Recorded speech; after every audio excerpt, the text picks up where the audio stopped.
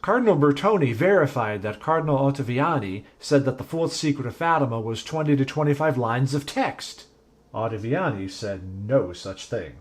Bertone said on camera that Ottaviani said that. It proves the fourth secret of Fatima. Bertone had faulty information and didn't know that Ottaviani never commented on the number of lines of text.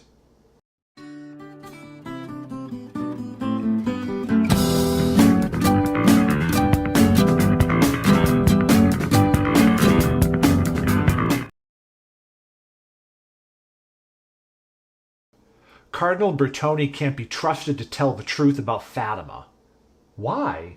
Archbishop Vigano, he said that Bertone covered up clerical sex abuse cases. Wouldn't it be better to weigh what Bertone said about Fatima against the historical facts?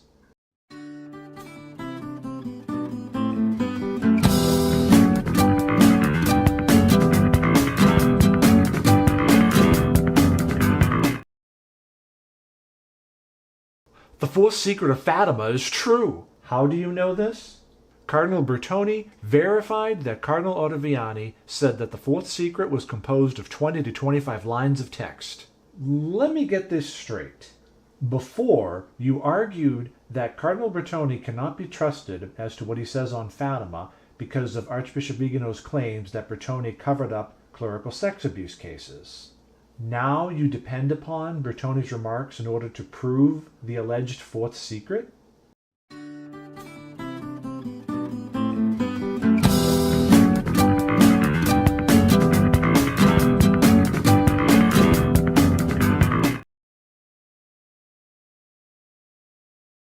Hi everybody, I just wanted to offer some explanation on these recent Fatima short videos on Cardinal Bertone and what he said about Fatima. They largely surround comments that were made during an appearance that Cardinal Bertone gave on the Italian television show Porta a Porta back in May of 2007.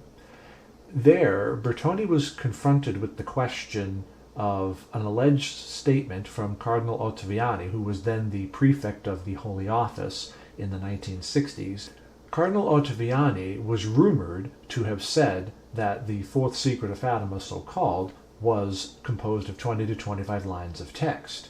Ottaviani never said such a thing. That claim was largely, as far as I understand it, was due to a misediting, shall we say, in the book The Devil's Final Battle, or at least I have reason to believe that the book The Devil's Final Battle, that was published under Father Paul Kramer's name, contained this information that allegedly Ottaviani made this claim. But as I showed in chapter 2 of my book on the third part of The Secret of Fatima, which I have here, right here, for you, chapter 2 of this book shows a very plausible reason as to why, or gives a very plausible reason as to why we should reject this claim that Ottaviani said this. In short, he never did. It was just a simple misediting on the part of the editor of the book, Father Nicholas Gruner. I think that the error, how it came into popular usage, was through that book and some of the translations, and eventually it got to, I believe, the Italian journalist Giuseppe De Carli. Giuseppe De Carli worked with Cardinal Bertone on the book L'ultima Veggente di Fatima, the Last Visionary of Fatima, that was published in 2007, largely as a response to Antonio Socci's book on the fourth secret of Fatima. I wanted to have these explanations here because this was a notable matter. During the broadcast on Porta a Porta, Bertone was directly asked about this, and at the time he didn't have the facts. He didn't know that Ottaviani never said that. Instead, he took the text and he tried to explain it in terms of, what it looked like when it was folding. It was very, very complicated, but and admittedly, with all due respect, a very strained interpretation. And Bertone got a lot of criticism for this. But it is likely he just simply didn't know that Ottaviani never said it. It's pretty obvious, I would say, because Bertone could, if he had known that at the time, he could have just simply said, Ottaviani never said that. But he didn't. And so as a result, we have this strained interpretation for which Bertone was largely criticized. That was largely the point driving this that first short.